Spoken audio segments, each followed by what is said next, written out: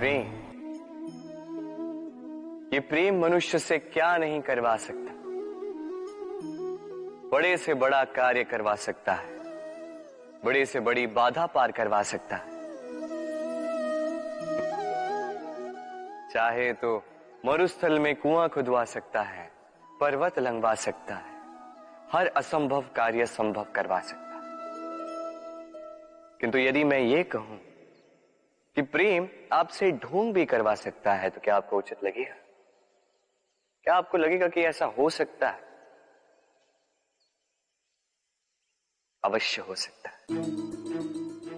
जैसे मैं ढोंग कर रहा हूं इस समय अपनी राधा के लिए, अपनी प्रेम के लिए। मैं राधा से अनंत प्रेम करता हूं, निस्वार्थ प्रेम करता हूं, किंतु फिर भी मुझे स्वयं को एक छलिया, स्वार्थी, लालची दिखाना पड़ रहा है। ये ढोंग मुझे करना पड़ रहा है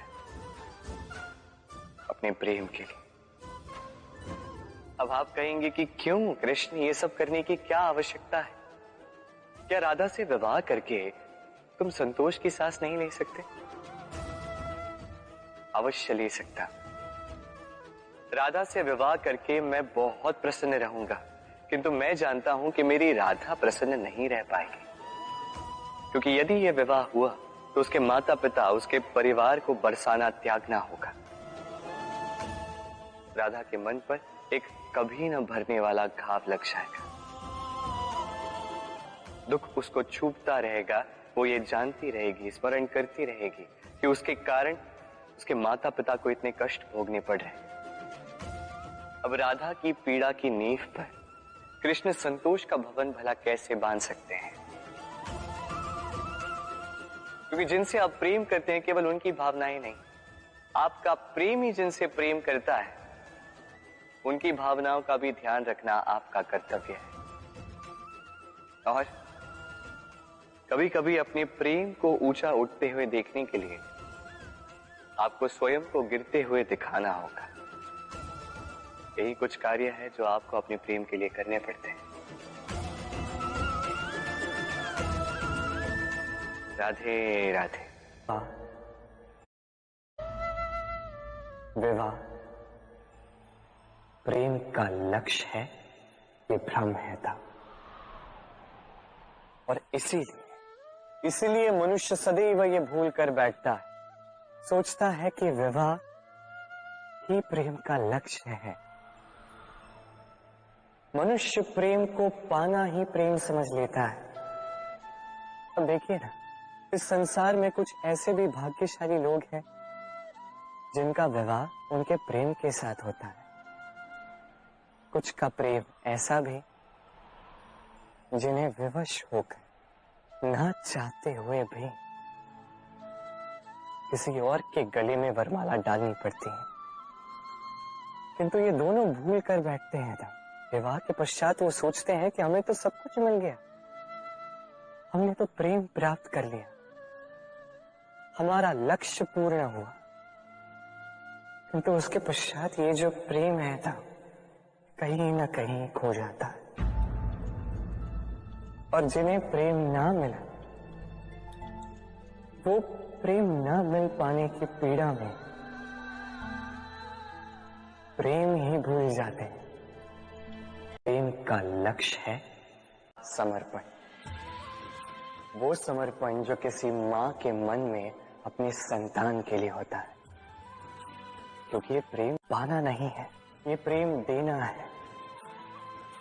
अपने आप को, अपने अस्तित्व को, अपनी आत्मा को समर्पित कर देना।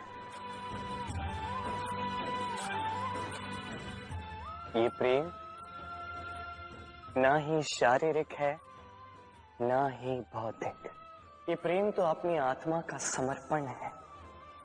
ये विवाह एक संबंध अवश्य है और इसमें कुछ भी अनुचित नहीं है। ये विवाह प्रेम से प्रतिबंधित नहीं है था। ये प्रेम कहीं ऊंचा है। अब यदि मैं आपको उदाहरण दूं, तो क्या राधा के विवाह के पश्चात मैं उसके सुख की कामना करना छोड़ दूं? कैसे मैं प्रयास न करूं कि राधा जीवन में सदा सदा के लिए सुखी रहे। क्या मेरे मन में राधा के लिए प्रेम कम हुआ? कृष्ण का राधा के प्रति प्रेम कृष्ण में समाहित है ना। ये प्रेम पाप तब बन जाएगा जब इस प्रेम के बदले हम कुछ चाहेंगे, किंतु यदि ये प्रेम समर्पित हो तो ना ही ये अनीति है, ना ही ये पाप है।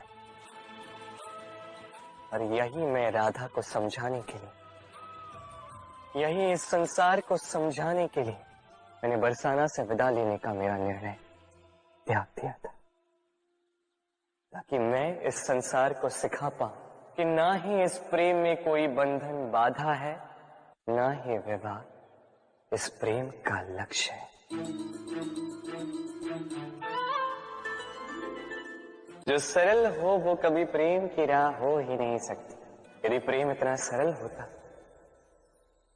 तो कैसे इतना महान होता था। यदि प्रेम सरल होता तो ब्रह्मदेव मुझे और राधा को प्रेम सिखाने के लिए नहीं चलते। यदि प्रेम सरल होता तो गोलोक में राधा और मेरे बीच ये विछोह होता ही नहीं। राधा और मेरे बीच केवल और केवल समर्पण था, पर इसीलिए तो माखन राधा चखती थी, स्वाद मुझे आता था। श्राप राधा को मिला और इसे भोगा हम दोनों ने।